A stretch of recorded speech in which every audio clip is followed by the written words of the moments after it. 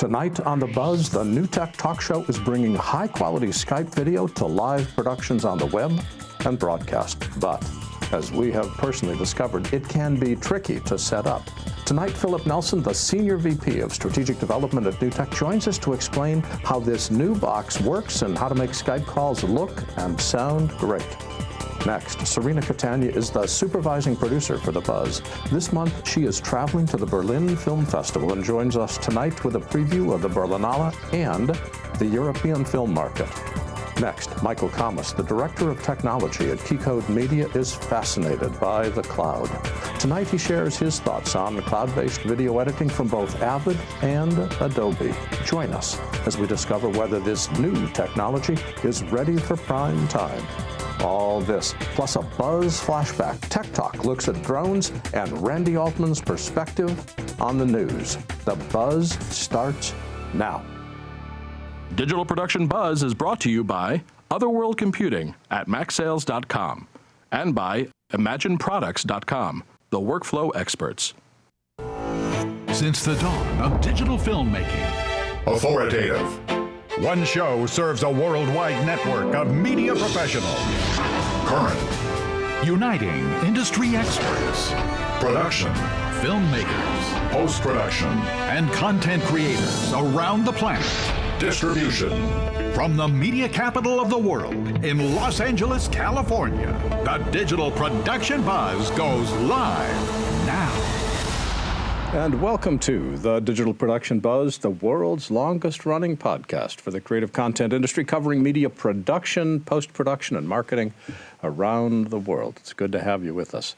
Mike, the first news happened this afternoon. Apple released new versions of Final Cut, Motion, and Compressor. That's right. And Avid did a big release earlier this week on Media Compose. We'll hear more about that from That's Randi. right. Did you? You really are following all the news, aren't you, Larry? Well, it's because I talk with you before we go on the air. The Final Cut release is mainly a bug fix in terms of what's in it. But there's that one thing which I don't know.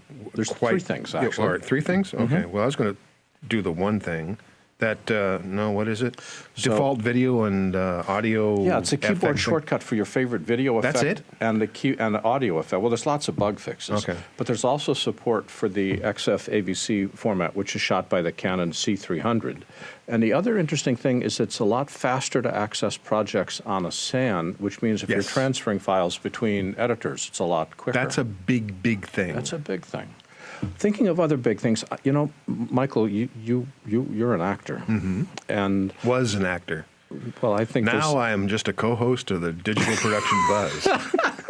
What the hell happened to my life, Larry? I quit acting for this. I'm left speechless. Anyway, one of the things I hear a lot about in award time is ensemble casts and ensemble acting. Yeah. Big Short is an ensemble, Spotlight's an ensemble. What does ensemble mean, and how do you judge if it's any good? Well, you know what an ensemble is, obviously. It's And a group of the people. only award for ensemble acting is given out by the Screen Actors Guild. Did you know that? That's I the only did not. one. They don't give an Oscar for ensemble. It's the leading people in the cast. It is all the people. There's no one standout. So you give an award to all of the people. So everybody better be really good. Big Short and Spotlight are really good examples of good ensembles. I mean, everybody works. Everybody works well together. And that is an ensemble. Same thing with a play. Everybody's got to work with, very well with each other. So the sense that nobody stands out, nobody's the star, but yet, Nobody's the star. but all their characters are believable. In other words, it's a group as a group, they're believable. And everybody listens to each other. Interesting. Which is interesting, yeah. There is no star. I want to remind you, by the way, to subscribe to our free weekly show newsletter at digitalproductionbuzz.com. Eileen, our editor, has a lot of fun putting every issue together every week. Comes out on Friday and gives you an inside look at the buzz and the industry. Best of all, every issue is free. Mike and I will be back with Philip Nelson right after Randi Altman's perspective on the news. This is Randi Altman's perspective. Randi Altman has been writing about our industry for more than 20 years. In fact, she's the editor-in-chief of her own website at postperspective.com. And as always, I'm delighted to say, hello, Randi, welcome back. Hi, Larry. Thanks for having me back again. Well, let's get right to the news. Autodesk is making big waves today. What's the word? Yeah, well, yesterday they announced they're a public company, so they had to release a statement and a press release. They are actually laying off 925 people. This is what they're calling a restructuring plan. They are intending to transition to the cloud and also subscription-based products. So they're saying that it's not as if they didn't have a good year last year, but this is something that they need to do to streamline the transition. When did the layoffs occur, did they say? That I don't know. I actually have some questions into Autodesk, but I haven't heard back yet. So I'll definitely keep you updated as I find out. Cool. And people can go to your website. We'll talk about that more in just a minute to get the latest on breaking news from Autodesk. Avid is making news. What's Avid talking about? They introduced a new version of Media Composer this week, and it's intended to help with HDR workflows. So that's a big deal. And in addition to that, they also included the statement that they have made it easier to use for people that might be working on Final Cut Pro and Adobe Premiere currently. So I think that with this release, they're recognizing that editors aren't just tied to one system anymore. Sometimes they have to work on all. So I think that goes to some flexibility issues. They don't want to be counted out. They want to be part of what's being used in all fashion, not just on big films or TV series. They want to be used all around. Well, I hate to mention this next subject, but VR rears its ugly head yet again. What's happening in virtual reality this week? Well, coming off of Sundance, and if you go to my site, which we'll plug later, there is a ton of coverage from Sundance. We talked a bit about that recently as well. But it was a big deal, and you've got these big film festivals and these big trade shows like CES, which are really embracing VR. So it's whether or not there's this giant future, and I know that you're questioning that, it is happening now. So Assimilate this week announced that they have their Scratch Web, so they have embraced virtual reality with a dailies and review application. So they claim it's the first of their kind. There have been workarounds in the past, but this is dedicated for that, and it's intended to help make the virtual production workflow from set to post easier. Well, thinking of nothing in particular, we're in the middle of the awards shows right now. What's the latest gossip there? Oh, it's one right after the other. It's kind of cuckoo. So last Friday was the ACE Eddie Awards, so that's the American Cinema Editors. And a lot of times that mirrors what's going to happen with the Best Editing Oscar. So see if that rings true. But we also have, this past weekend was the Ves Awards, which is the Best in Visual Effects. And I know that ILM, who was nominated for a crazy amount of Best Visual Effects Oscars, did come home with some awards. And then we've got the ASC Awards coming up as well. So chock full of awards. Well, it seems like we've got a bunch of A's going on. We've got awards, Assimilate, and Avid, and Autodesk. It's an A day today for people that want to keep track of all the breaking news. What website do you recommend they read? I think they should go to postperspective.com. And the editor-in-chief of Post Perspective is Randi Altman. And Randi, as always, thanks for joining us. We'll talk to you next week. Thanks, Larry. Take care. To read more from Randi Altman, visit postperspective.com. Still to come on The Buzz.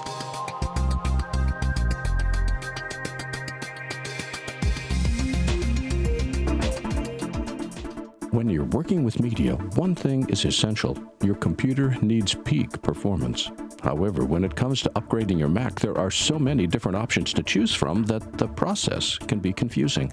That's why Otherworld Computing carries the best upgrades that lets your computer performance and storage grow as your needs grow. Since 1988, OWC has become one of the most trusted names in quality hardware and comprehensive support to the worldwide computer industry.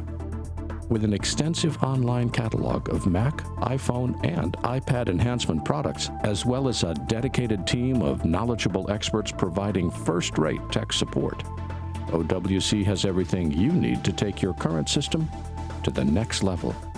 Whether you need to maximize your system's memory, add blazing speed, or enhance reliability, look no further than the friendly experts at OWC. Learn more by visiting macsales.com today. That's macsales.com.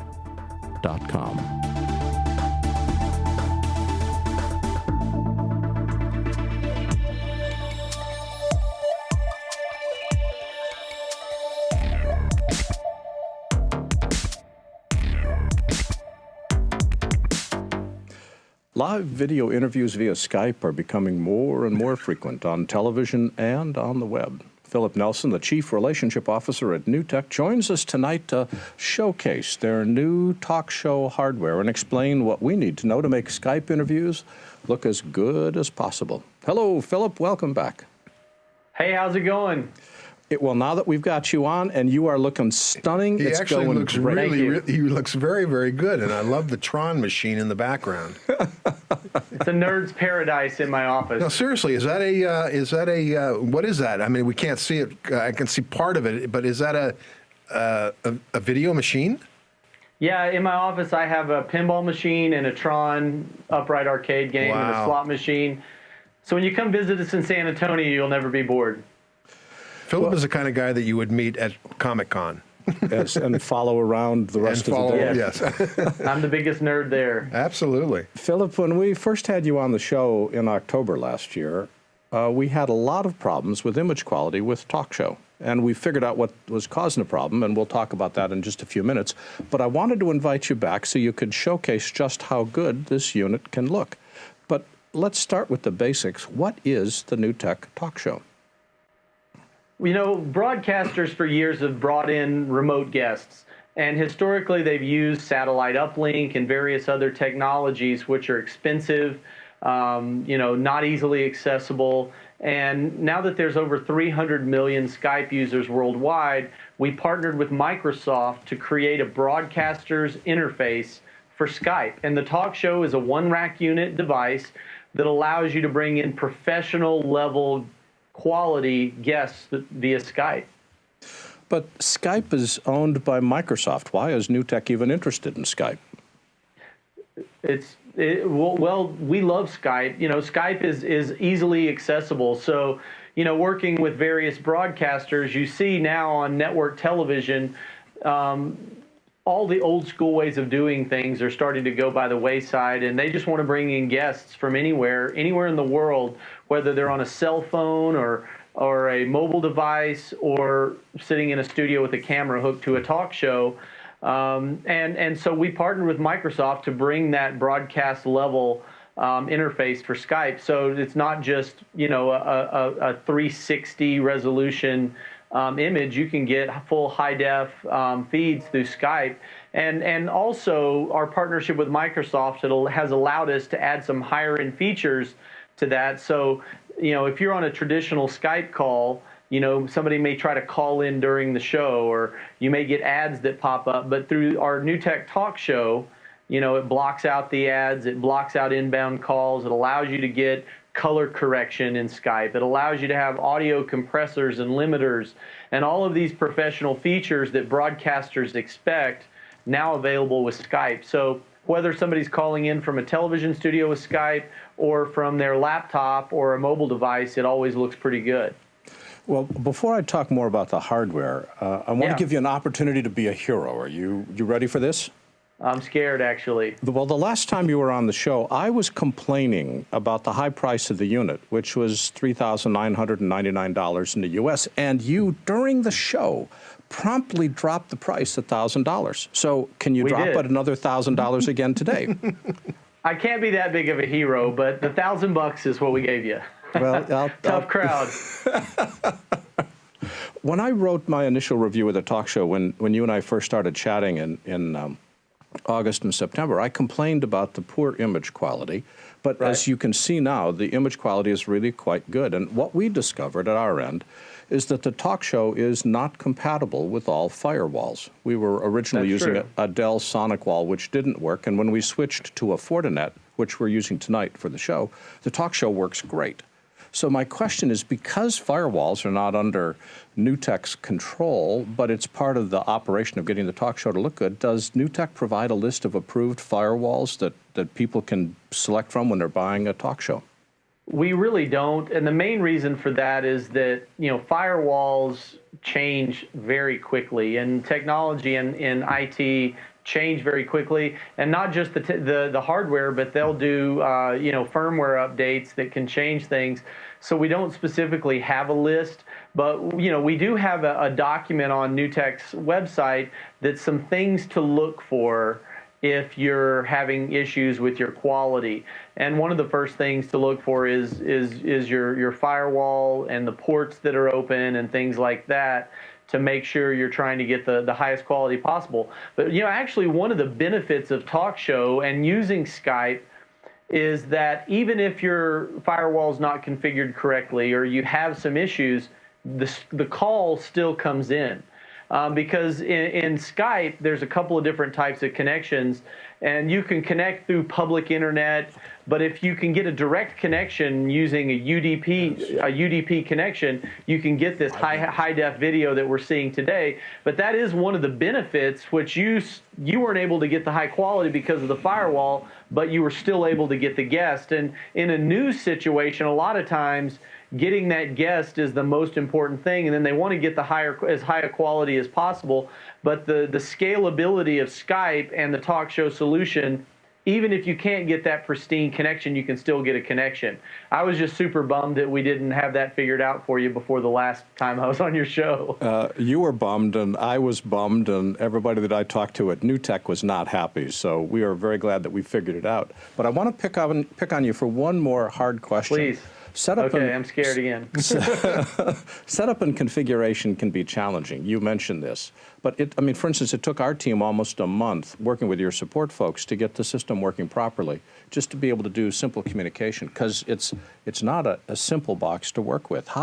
What can NewTek do to simplify the setup process to make it go easier for new users? Well, there's a couple. The definition of easy to set up can have an asterisk by it, because truthfully, setting up the TalkShow is very simple. What's not simple is IT.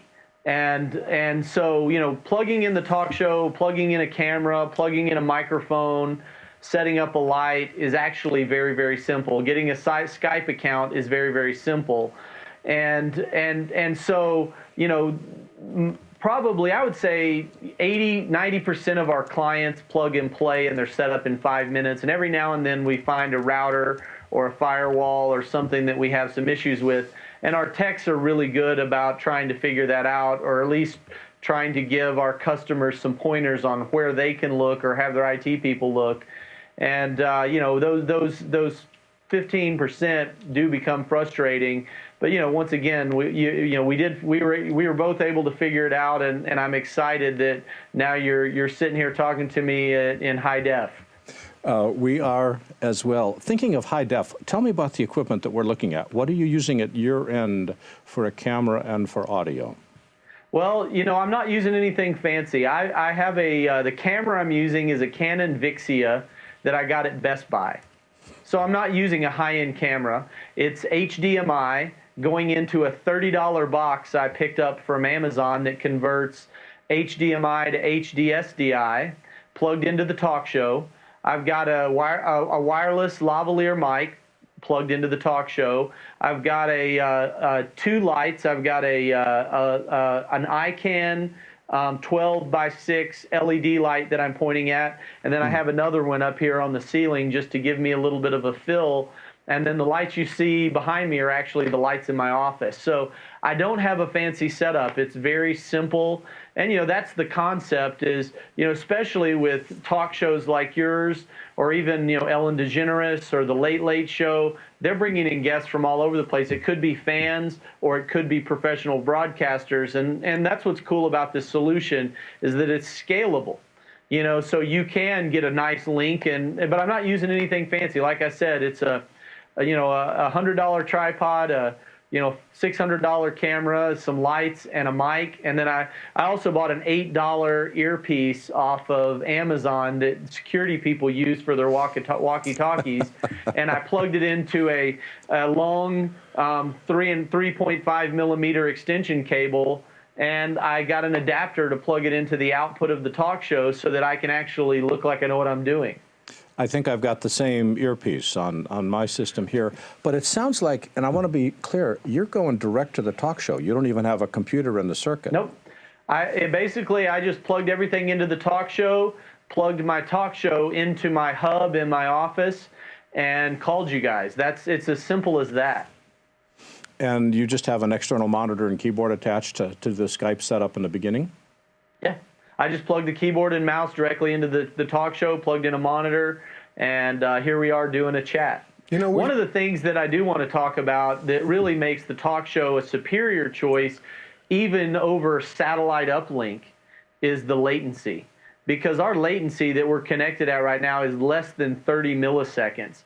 And one of the problems with old school technology, like satellite uplink even, is the delay is so great. You even see on the Today Show and national news shows where they're using millions of dollars worth of equipment, is there's a delay when they ask questions. But you and I are just sitting here talking like I'm sitting in the room with you, and I hear you perfectly. Yeah, well, I was just about to bring that up, because not only is there a delay, there's also a sync problem with the mouth and the lips, and that drives everybody nuts. And we're talking about national news, the Today Show. We're talking about network talk shows. They bring these people on, and you have a sync problem with the lips. Talk show, obviously, because we're talking to you, there is no delay, and it's absolutely wonderful. That's what's great, is you can actually just sit there and have a discussion, because you'll notice on network news they'll say, John is live in New Orleans, John, and then John. They're not really having a discussion. They're tossing to each other because of the delay. But here you can actually have a two-way communication. You know, I mentioned this last time. One of the shows that we did as one of our debut shows with the talk show was that variety show on NBC called Best Time Ever with Neil Patrick Harris. And they had a talk show in New York and a talk show in a fan's house, and it was a live karaoke show. So it was even, they had Bonnie Tyler on stage playing Total Eclipse of the Heart, and she would stop, and the person at home would have to continue singing what she was singing. And because we had such a high-end, low-latency connection, they could do that. So, it's really nice to live here in the future where these things are possible, and it doesn't cost you millions of dollars. I realize, our talk show is $29.95, which, is out of the reach of the average guy at home. But anybody doing a real show can actually afford it. They can afford multiple talk shows to have multiple guests at the same time. And if you do the call correctly and you set it up correctly, you can have multiple guests talking to each other through Skype. It is pretty revolutionary. The guests that we're talking to, Larry, they don't need talk show, right? It's just us. No, you can have you can have a Skype call originate from your computer, which is how all the rest of our guests, except Philip, originate theirs. But Philip's got talk show. We've got talk show. Is that making any difference? Philip, answer.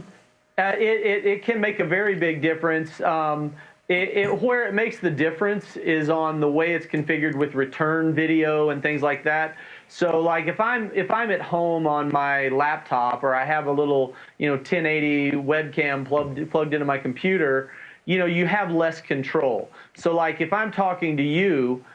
Through my talk show, I can color correct what's coming back into me. I can adjust your audio levels a little better. You don't really have to have the talk show on our end, but because we're talking about technology, I thought I'd bring out the big guns and bust out my talk show for my feed as well. Okay. So if you're a news reporter in Afghanistan, we're talking to you live on NBC News. If you have talk show, they got talk show, are we going to get a better product? You will definitely get, you're going to get a more reliable connection, but you don't have to have it. I mean, odds are if they're out in the war zone in Afghanistan, half the time they're on a mobile device. They're not carrying, a generator or anything like that. But we are seeing more and more television trucks add in a talk show so that they can connect back. The other thing is I can call you a little easier. I can have a call list. I can have multiple call lists in my talk show, but you can also do that with the standard version of Skype. What kind of bandwidth do we need to be able to support a high-quality picture, both 720 and 1080? You know what? I should have prepped a little better. I think that it's like, is it like, I think it's like 3 megabits or something like that. I mean, it's nothing crazy. I mean, I've done talk show connections at high res. In fact, the NBC show we did, they did not upgrade anybody's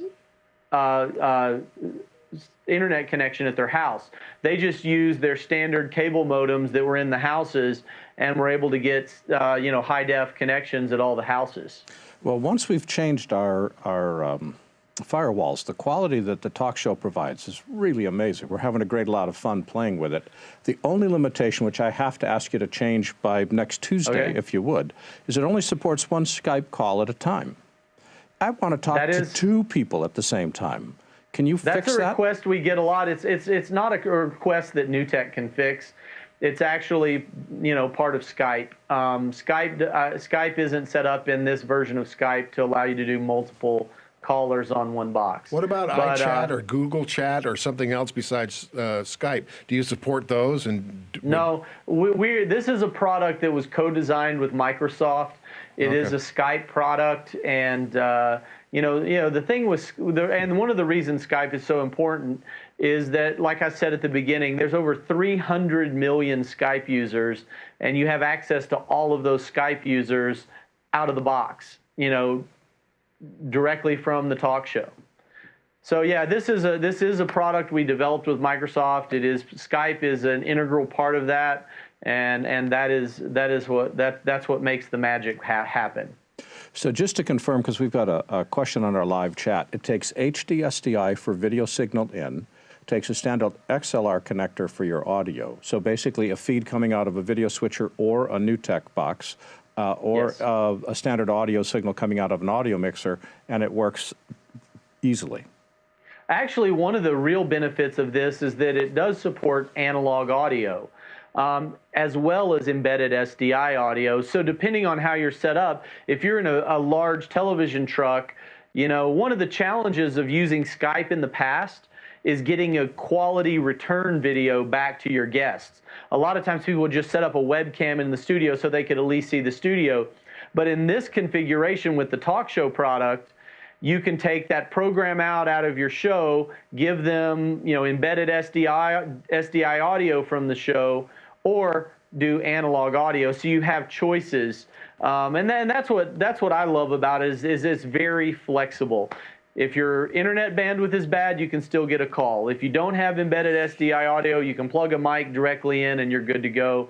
You just have a lot of choices with how it's configured and how it's used. And as you well know, when you're dealing with guests all over the world, flexibility is pretty important. Absolutely. And for people that want to learn more about the talk show, where can they go on the web? You can go to www.newtek.com. And the talk show is a hardware box from NewTek, and Philip Nelson is the Chief Relationship Officer at NewTek. And Philip, thanks for joining us today. This has been a fun conversation. Larry and Mike, thanks for having me. And I think we should win an award for an ensemble cast just for this segment. You were paying attention. You get a gold star. Philip, take care. We'll talk to you soon. Have a great night, guys. Bye-bye.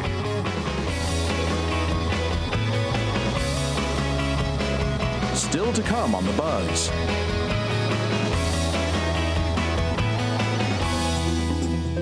Imagine Products has been specializing in workflow applications for over 25 years. They started with Executive Producer back in 1991, an all-in-one logging and offline editing tool.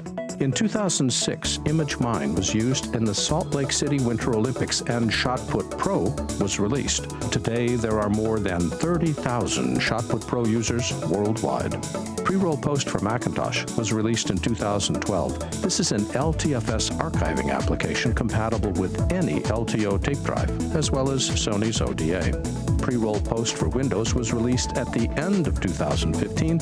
It's the only LTFS archiving application of its kind for less than $500. Imagine Products has 3 simple goals for its software: make it powerful, make it easy to use, and make it affordable. It's easy to see why Imagine Products has been successful for 25 years. Imagine what comes next. Visit imagineproducts.com to download a demo.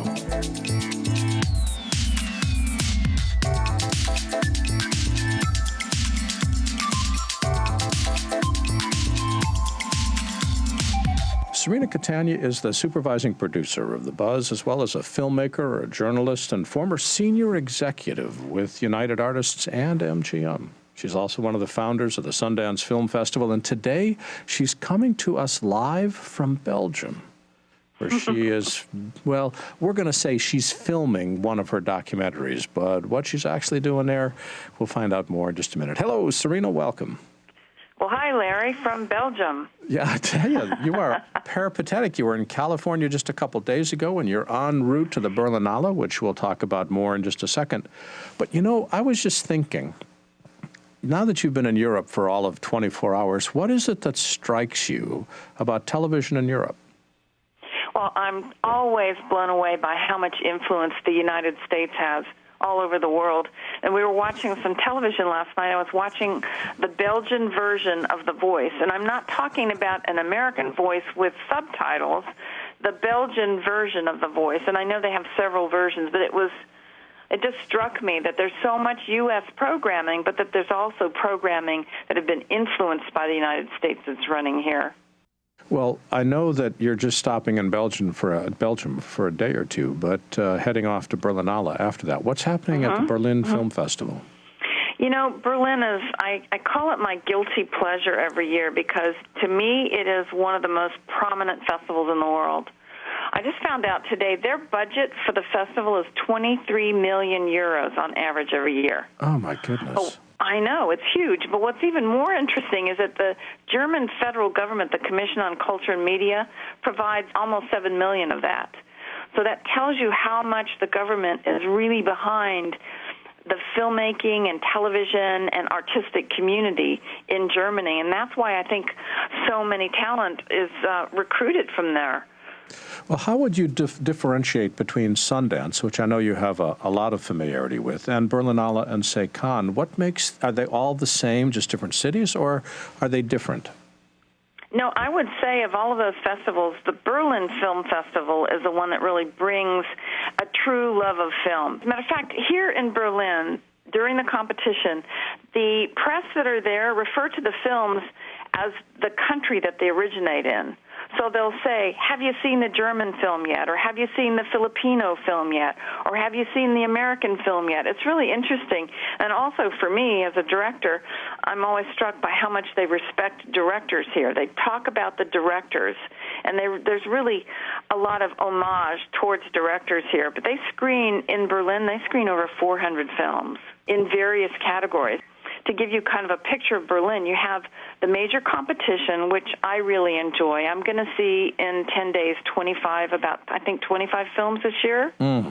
But they also have their retrospectives, and they have a lot of independent and art house films for what they call the panorama. And then they have a whole section of films just for young audiences and made by young people.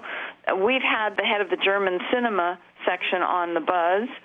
There's a whole lot of shorts, and then they have the forum, which is really the experimental and avant-garde film. And also this year they're going to do indigenous films from all over the world. And, you know, if that doesn't solve your appetite for films, there's also a whole series of films called culinary cinema. So you can pretty much have anything you want. So it's really, in a way, it's like putting a very hungry person in front of a huge smorgasbord. But Meryl Streep's head of the jury this year. Well, what does the jury do? Okay, so the competition, the jury for the competition, actually, we sit every year, my little group sits right behind the jury in the Palast, the Grand Palast. And the jury, there's, I think, 8 of them, and they watch all the films, and then they deliberate, and they vote on the film. So the jury is very, very powerful. This is for the main competition films. So Meryl Streep is there, and there's a famous German actor, Lars Eggenger, and then the UK film critic, Nick James. I'm excited because the French photographer Brigitte Lacombe is going to be there. And then you probably know Clive Owen from the UK. And then an Italian actress, Alba Rohrwacher. And then the Polish filmmaker who won many awards, and she actually got the Silver Bear last year for Best Director, Malga Zorata Zumowska. I hope I'm pronouncing her name right. You know what else, Larry? They're screening 77 documentaries in the Meet the Docs series over at the EFM. I'm particularly torn this year because, you know, I love doing documentaries, and in fact, I am working on one here in Belgium. But there's a whole section on financing and distribution, and they bring experts from all over the world to talk about that. But there's a separate issue that I want to have you talk about very quickly. There's the film festival where people are able to watch films, the 400 films that you talked about, but there's also the film market, which is of interest to filmmakers because it's how they can turn their films into cash. What's that?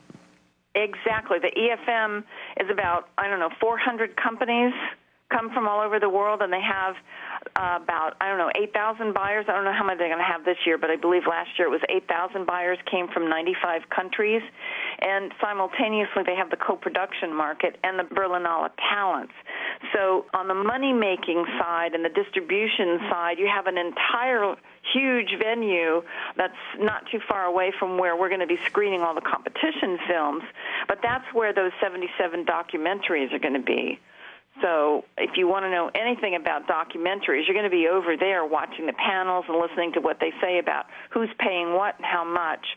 So there's the money side, and then there's the creative side. And for me, I hear a lot because of what we do on the BuZZ and because of, where I migrate during the year. I hear a lot about the financing distribution, but for me, the pure joy of the creative of some of the best films that are coming in from all corners of the world, that to me is the inspiration that drives everything. What determines if a film is accepted for screening? Because I suspect, like most film festivals, there's more entries than there are slots. There are, and that is a yearly mystery because nobody says anything about why they particularly pick these films. But the committee that picks the films, every year, Larry, we go in and we start watching movies, and we tend to be very, very critical about why they pick this, why did they pick that. But by the time the festival's over and you've seen these 20 to 30 films in competition, it's just amazing. But no, there's really seems to be no formula, but that's part of the beauty of it, because you can never predict what you're going to see. They are amazing films, though. That's something. We don't always agree on what we like or don't like, and it's really interesting because after the films, you'll see groups of press people and film goers and filmmakers huddled in groups like we were in the old days at Sundance, just kind of discussing the films and really dissecting them. It's just pure art form. It sounds like a wonderful, wonderful time. And when does the festival start? It starts actually in a few days. I think the official day is like the 12th. I'm going over in a couple of days. I'm working here for a couple more days, and then I'm going to migrate to Berlin by train. And I'm actually this year doing something really interesting. I'm not going to film video with a big camera. I'm taking my iPad Pro, and I'm going to do my interviews using the iPad Pro, which is something totally different for me, but I think it's going to be less rigorous.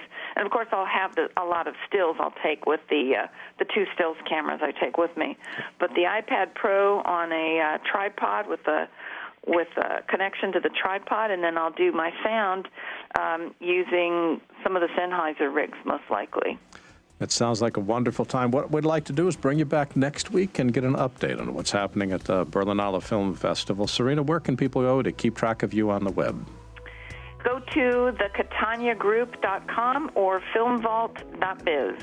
That's thecataniagroup.com, and Serena Catania herself, supervising producer for the BuZZ and peripatetic traveler about the world. Serena, thanks for joining us today. Thanks, Larry. Good night. Take care. Still to come on the BuZZ.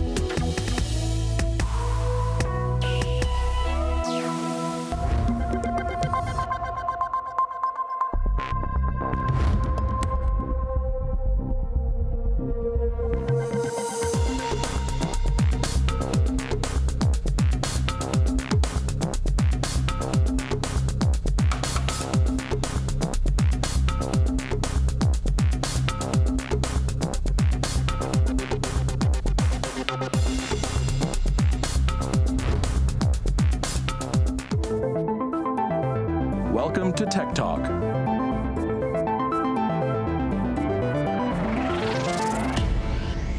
Well, here we are in our opulent backyard. We've got a DJI Inspire 1 drone. And before we take off, let's explain what some of this stuff is. What are we looking at here? So this is one of the most advanced drones in the market right now. It has GPS satellites. It has about a 2.5 mile range. It has a built-in camera that can shoot up to 4K. It's incredible. The new camera they just came out with for this actually has a micro 4/3 sensor, so you can put your own lenses on it. It's really one of the most sophisticated drones on the market. Well, let's look at the components. I noticed it's got 4 propellers. I've seen drones with as many as 8. What determines the number of propellers, and are the propellers replaceable if one breaks? Yeah, the propellers on this are plastic. They come in either plastic or carbon fiber if you have custom-made ones. The reason that this only has 4 is because it has a smaller payload. It's made to be more compact. They have larger ones that are, either 6 or 8 propellers. They're probably about twice the size of this. They can carry up to a RED or a DSLR. A lot of them carry DSLRs. But this just doesn't need 8, too much. What's the central housing here? Central housing here holds the battery in the back, and then the rest of this is just mechanics and for structural integrity. And I also noticed the legs lift up and down. We'll see that in just a minute. How about the camera and the gimbal? What's happening under there? So with this camera, it's on a 3-axis gimbal. It'll keep it steady like this, no matter where you're moving. With a second operator and another controller, what you can do is you can have a second operator controlling the camera to move full 360 all the way around. It tilts up and down, sideways like that also. So if you wanted for a cool effect, you have a locked off version where it'll stay perfectly straight and with the telemetry of the drone. So if you turn, it turns and it looks like you're flying a plane, which is just, it's a neat effect that works every once in a while. But typically for everything I do, I keep it unlocked so it's just as steady as it can be. Well, we've seen the drone. What I want to see is what are you wearing around your neck? And to solve that, let me just put the drone on the ground. Totally fine. And put that here. So what do we have here? So this is the DJI controller. It connects as a monitor through the DJI Go app. When you open it up, it has a lot of really important information on not only about the actual drone itself and the camera, but it has really good safety tutorials on there. That's really important to read if you're a first-time pilot. You can also do a flight simulation through the app, where instead of actually flying your drone, if you want to get comfortable with the controls, you can actually through the app do flight simulation. What about the section below it? What are the controllers below the app? Yeah, so the controls below it, you've got a very simple power button, and DJI is very intelligent with their battery, so you can't just press it once and it turns on. You press it once and then you press and hold it, and it'll turn everything on. You've got your controls, which are very simple. They're both, 8 directional controllers. You can go either direction. One control your height and the direction that it turns, your yaw is what it's called. Then the other is just basic forward, backwards, left, and right. This is your home button. So if you're ever, out of sight of your drone, it's very important to keep a line of sight with the drone. It's part of your FAA regulations on learning how to fly. You press the home button, and it will come back to you and land itself. And if it's close enough and you see your line of sight, you can actually cancel it in the app and regain control over it. On the back side of this, I'll turn around so you can see, you have your controls are sent with 2 really strong antennas. You have a record button, a couple little switches and buttons that do random things. This will control the tilt of the gimbal, so it'll point the camera up or down. And then on the bottom here, you have USB, another USB. Is actually an HDMI port, so you can do HDMI out to a monitor. So you can bring a 50-inch 4K TV with you to a set. Okay, well, let's turn the power off. Okay. And have you put this back on again, and I'll put the drone back up.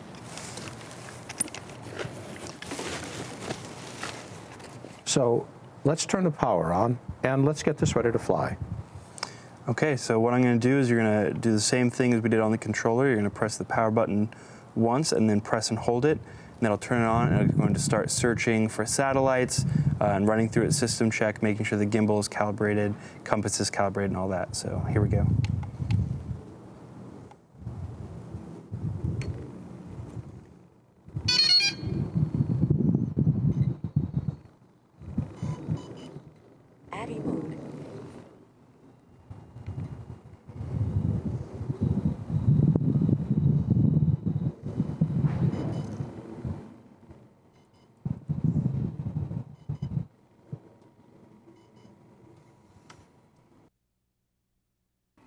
So let's get this ready to take off. I'm going to pick it up and move it over to here. Give ourselves a safe position to be in. There you go.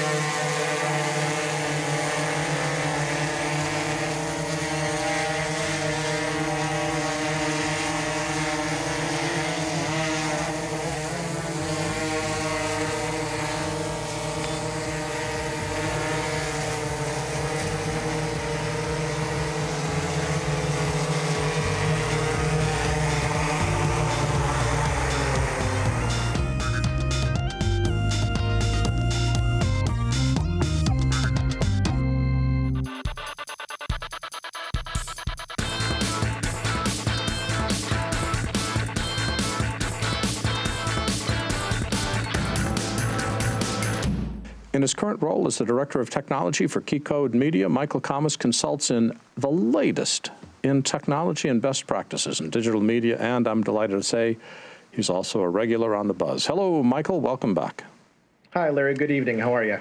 I am delighted to be talking to you. It's been a while, but, you know, getting you to say stay still is really tough. I mean, you're here now, but now you're leaving for the editor's retreat in like scant seconds. What's the editor's retreat, and why are you going?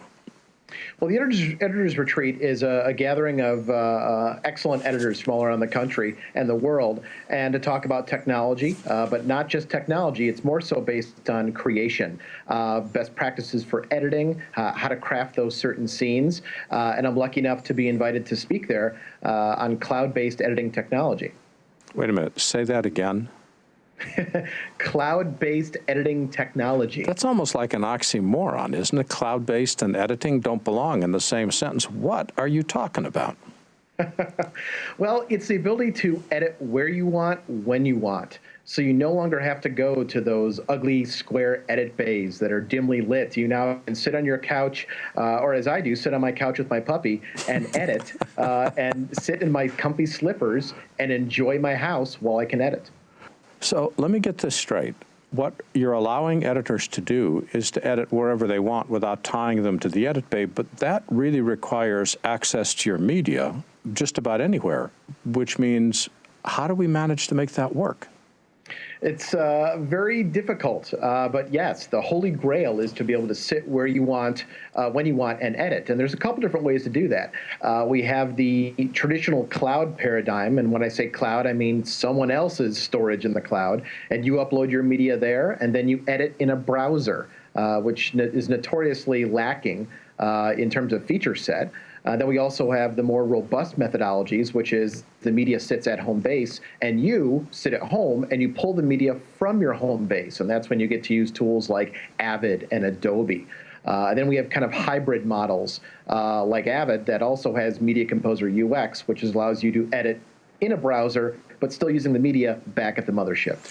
Well, it sounds to me, up until you used the word Avid, it sounded to me like you were describing Adobe Anywhere, which is a server-based ability to feed, I don't want to say proxies, but feed your media anywhere.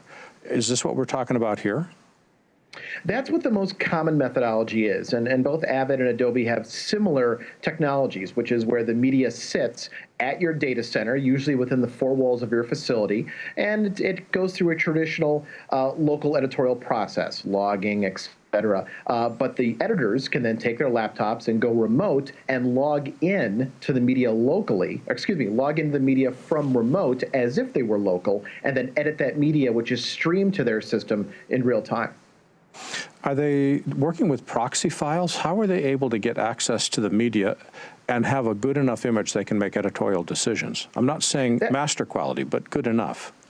That's where it gets a little tricky and where it varies from solution to solution. If we look at Adobe Anywhere is always looking at the high-res media and in real time is using the Mercury playback engine, what they call the Mercury streaming engine, to actually generate these proxies on the fly. So it's not a low-res, high-res relink methodology. It's actually just a low-res file that's being created on the fly.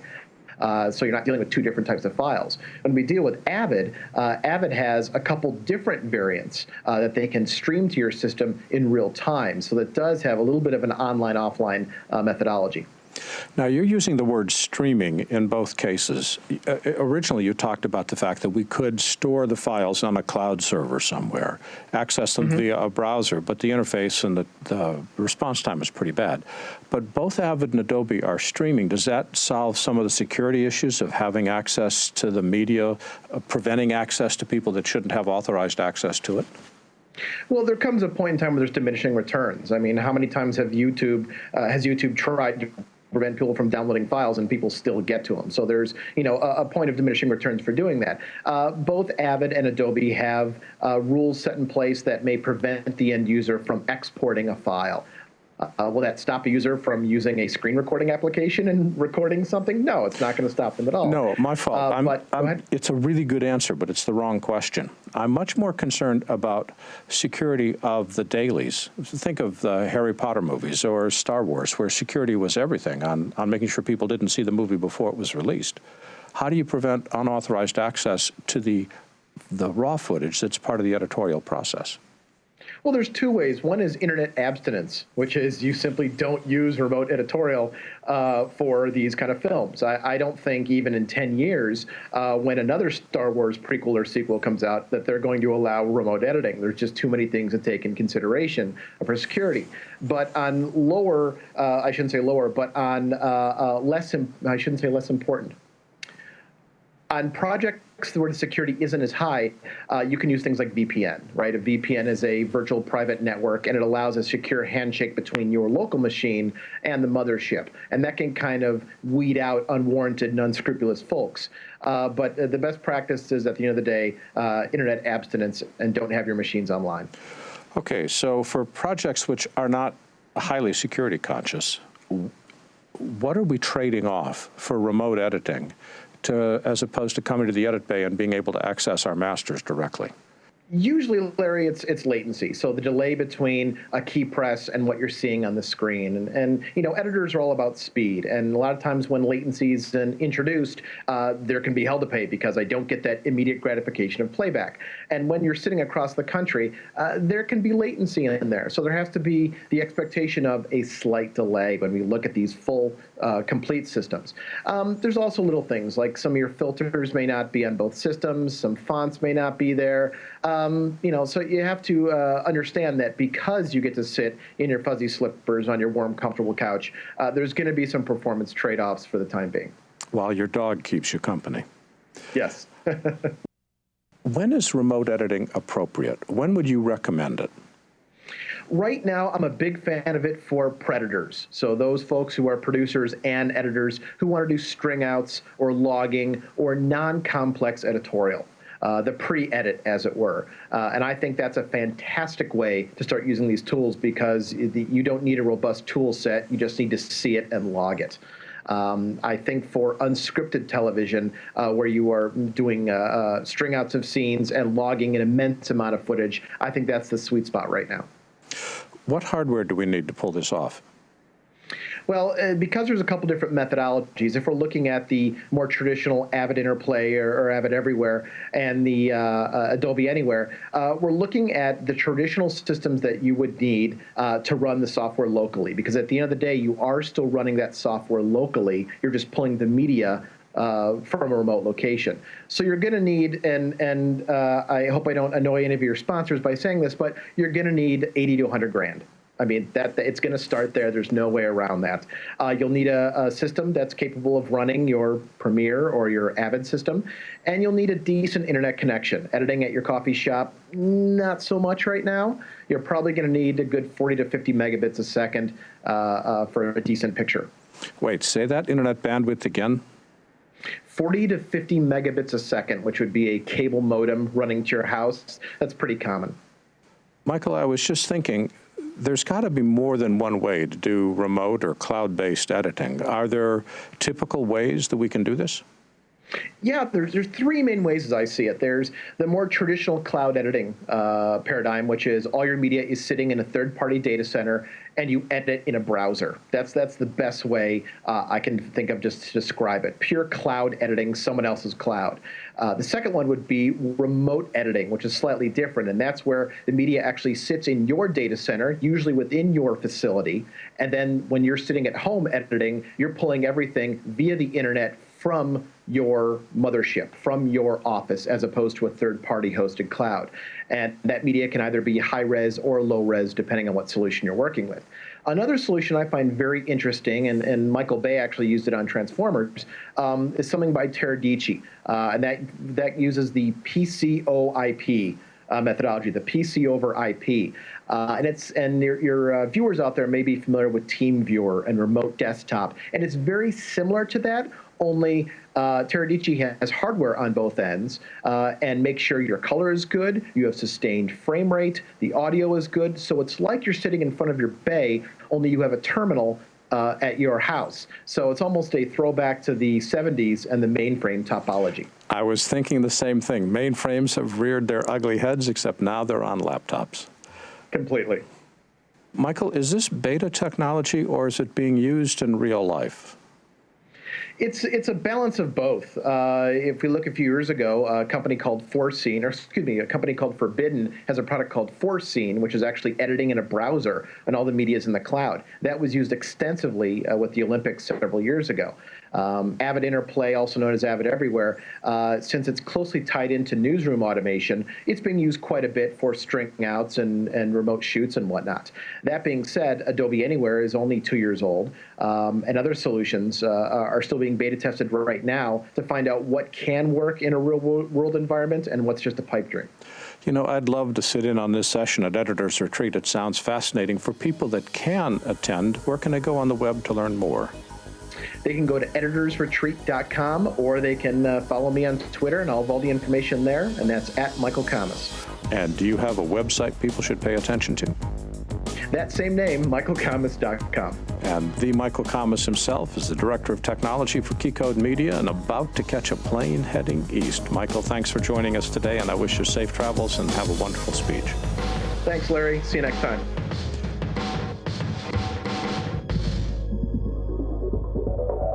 It's time for a BuZZ flashback. 5 years ago today. New Mexico Post Alliance is basically an organization here in New Mexico made up of post-production professionals and some people that are also shooting in the field. Our aim here is to essentially make the soil better for future post facilities that might want to move here, and also to give ourselves lots of information and educate ourselves as to all the latest technologies. This was a BuZZ flashback.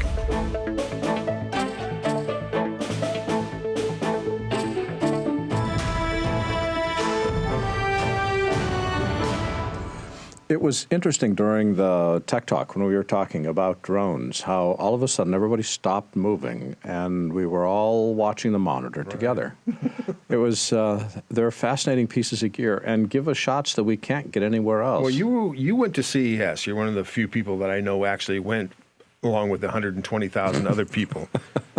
But you said that just about every booth that you went to had drones. Oh, they were everywhere. It was like little ants. You couldn't step anywhere without stepping on a drone. There was one booth, and they're going to hate me because I don't remember the name of the product, but their entire stage demo was drones. At one point, they had a synchronized drone flying. There were 15 drones in 3 rows of 5, and they were going forward Seriously? and back. It was like, and then they had. Is that one of those demonstrations where drones won't run into each other? They were dancing. The drones were dancing. my They were gosh. up and down, forward and back. Then these 2-wheeled devices were rolling all over the floor, and they could flip themselves up a step. And so they were flipping up steps and flipping down steps. It was really quite fun to watch. That thing you were showing, that was part of a webinar that you were doing on drones, right? And Yeah, so we did it 2 weeks have you ago. actually used the unit and flown a drone? I have never flown a drone. I have touched a drone. That's as close as I've come, and we looked at the unit.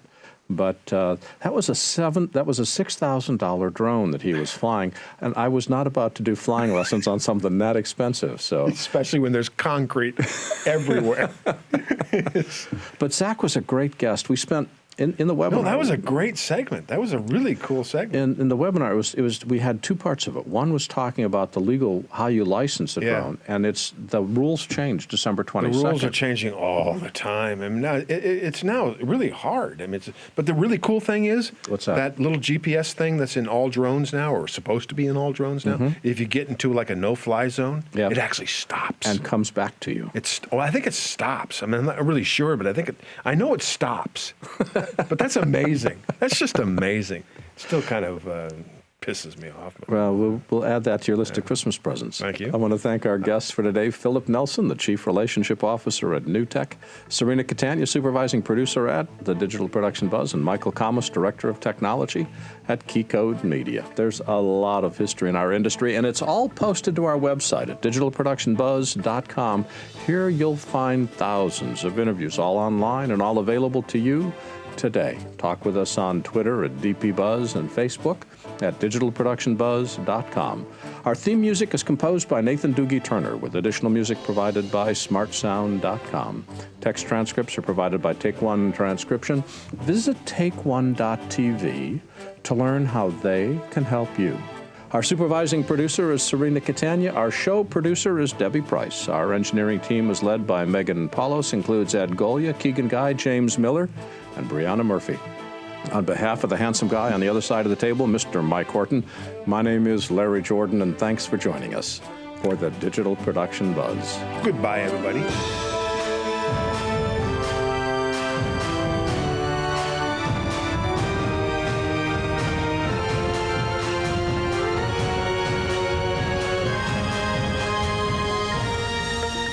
The Digital Production Buzz was brought to you by Otherworld Computing, providing quality hardware solutions and extensive technical support to the worldwide computer industry since 1988.